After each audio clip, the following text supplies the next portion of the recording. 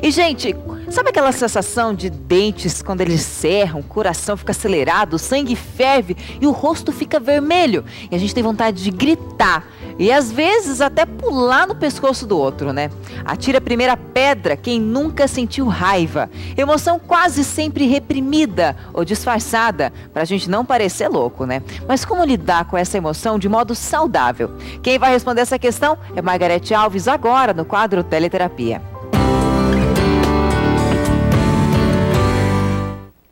Boa tarde, Margarete. Boa tarde, Larissa. É normal a gente ter esse sentimento? Claro, a raiva ela é responsável por uma das 4 emoções que a gente tem, né?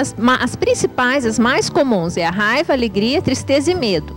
Então é muito normal que a gente tenha raiva. É uma agressão a raiva? Não necessariamente. Eu vou conceituar para até poder esclarecer para as pessoas. Quando a gente fala de raiva, ela não é negativa, embora culturalmente as pessoas olhem para a raiva como um sentimento muito ruim.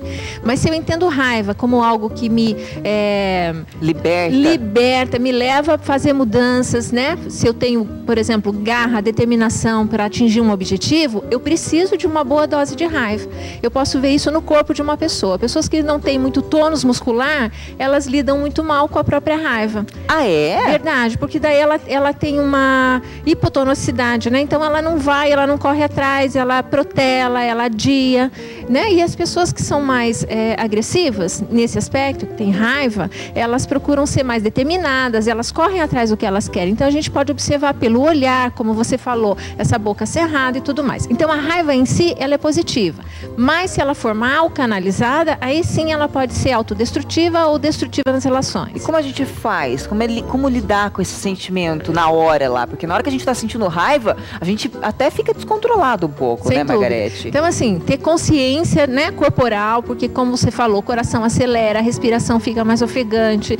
Então vem o impulso, uma vontade de responder à pessoa, né, caso tenha acontecido alguma coisa, uma vontade de reagir negativamente. Se a pessoa se sentiu atacada de alguma forma, ela vai querer se defender atacando também. Então tudo isso não é legal. Agora, se eu tenho consciência, eu consigo contar até 10, respiro, não para reprimir, isso que eu acho importante, mas a pessoa vai trabalhar aquilo e ela vai escolher um outro momento para poder dizer o que é que ela não gostou, para ela poder estabelecer limites das situações que ela não está satisfeita, poder dizer para as pessoas, né, isso aqui foi bom, isso aqui não foi, mas de uma forma com que a raiva, vamos dizer, numa curva de adrenalina, a adrenalina já baixou, né, ela não corre o risco de se arrepender do que ela vai fazer, porque quando as pessoas fazem, movidas à raiva, elas geralmente se arrependem ou do que falaram, ou do que fizeram, uma atitude e tudo mais. O impulso nunca é bacana, né? Agora, Margarete, a raiva, a gente também nessa hora, tem muita gente que não fica com a raiva só na hora, né? Ela leva o dia, algumas horas,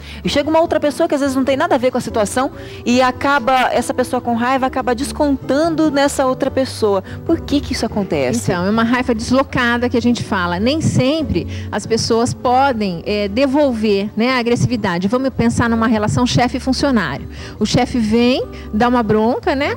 E aí a pessoa não pode, obviamente, responder na mesma medida. Então, muitas vezes, esse homem, esse pai de família, chega em casa nervoso, com aquilo remoendo, aquilo não foi dito na hora como ele gostaria, e às vezes ele chega em casa e ele acaba provocando uma discussão com a esposa, com os filhos, né, sem ter consciência. Por que ele está tão irritado naquele momento? Se ele para pensar, ele vai entender que o gatilho, né, que aconteceu no trabalho ficou lá atrás. Então é importante. Por isso que eu falei, autoconhecimento e a pessoa se perceber. Eu fiquei com raiva, eu preciso resolver isso de alguma forma. Minha família não tem nada a ver com isso, né? Mas passado alguns dias ele se acalma, quem sabe ele pode sentar com esse chefe e poder conversar com ele sobre o que aconteceu.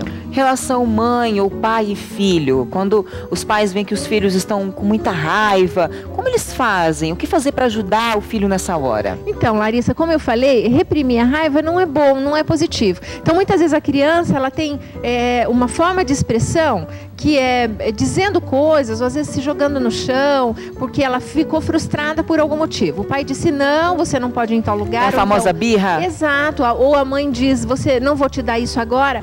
Não há problema, desde que a criança não se machuque, desde que a criança não machuque outras pessoas. Mas ela expressar a raiva é importante e é saudável. porque ela vai elaborando, né? Que nem tudo na vida vai ser como ela quer.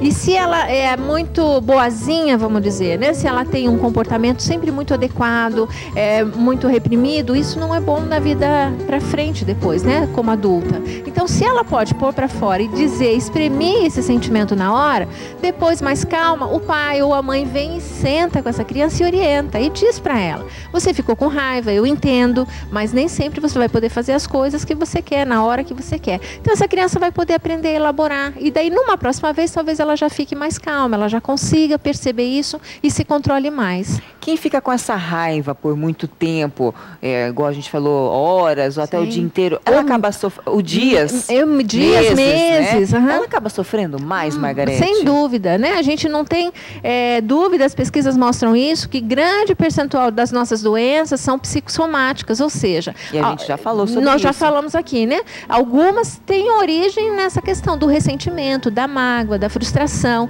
A pessoa fica remoendo aquilo, né? Ela não consegue trabalhar, não supera, e aquilo vai se transformar provavelmente numa doença. O corpo vai trazer um alarme. Exato, uma gastrite, algum problema, né?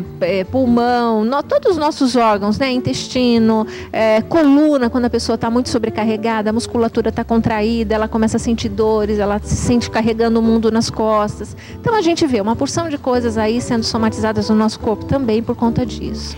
Nessa hora da raiva, é importante a gente respirar, contar até 10, até 1000, até quando você conseguir, para se acalmar. Isso, na hora, quando eu falei, para evitar o impulso, uma atitude impulsiva, que geralmente a gente acaba se arrependendo depois. Então você, né, pode respirar, espera um pouco, reflete sobre aquilo, mas não fica alimentando. Então, se é uma relação importante para você, com uma pessoa que faz parte do teu convívio, você pode voltar e conversar com essa pessoa num outro momento. Às vezes até pedir perdão, porque você não sabe. Às vezes até foi você que errou, né? Geralmente as relações, elas são, a gente fala em corresponsabilidade, né? Uma parte é minha, outra parte é sua, quer dizer, alguém ali gerou algo, mas geralmente a gente tem uma responsabilidade também, né? Sobre as situações. Mas poder fazer isso de forma mais calma, mais racional, né? Poder pensar, passado um tempo, volta na situação, não deixa passar. Muitas vezes as pessoas engolem, né, tudo aquilo e vão, depois de meses, desenterrar coisas que ficaram para trás. Ah, não é legal. Sofre tanto a pessoa que faz isso, né, Margarete? A pessoa sofre e aquele que vai ouvir, por exemplo, no momento de explosão, leva um susto, porque não imaginava. Nem imaginou. E às vezes a situação se repete e poderia ter sido resolvido lá atrás, exatamente, né? Porque é uma bola de neve, né? A pessoa vai sufocando, sufocando e depois quando sai numa força violenta não necessária. Margarete, quem quiser saber mais, tem o seu blog. Agora a Margarete também está no Facebook. Isso também mesmo. Pode entrar e curtir sua página. Claro. No Facebook, ou mesmo através de e-mail, margarete@margaretealves.com.br, e eu vou ter um prazer de responder as dúvidas. Obrigada, Margarete. Eu que agradeço. Bom feriado pra você. Obrigada para você também. Bom descanso. Igualmente.